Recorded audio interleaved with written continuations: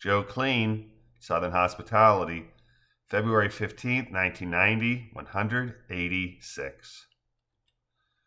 The speed limit along Keon Street remained 40 kph along the heavily congested area that spread west to east from Independence Square until Keon and the Kim Collins Highway roundabout, where it again rose to 65 just after the Eastern Caribbean Central Bank.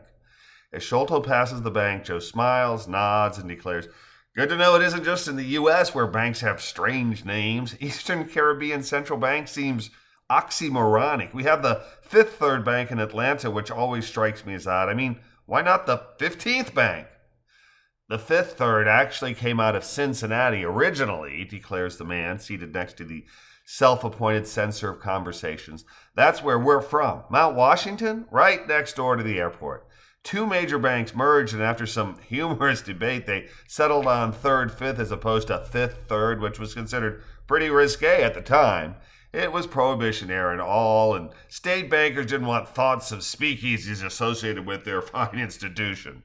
My father, who was a teller and an imbiber, got a big kick out of the whole thing. The 18th was ratified on my birthday," he adds with a large head bob.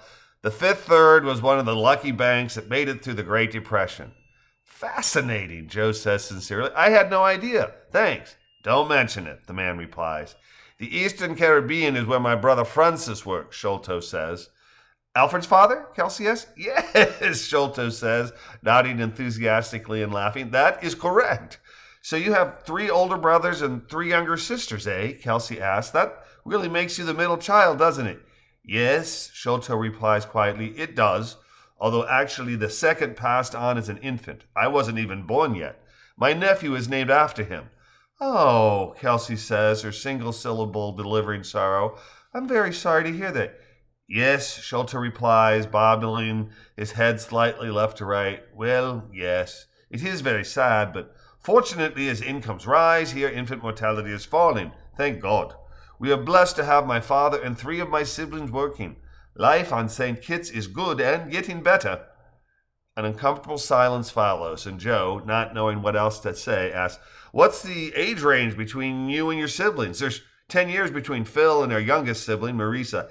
18 years, Sholto says with a laugh. "I think my parents would have been content to stop at 6 children and likely thought they had, but Ethel, the youngest, came around 10 years after Sybil, my parents' penultimate, was born. I swear Ethel is treated almost as well in our house as is Alfred.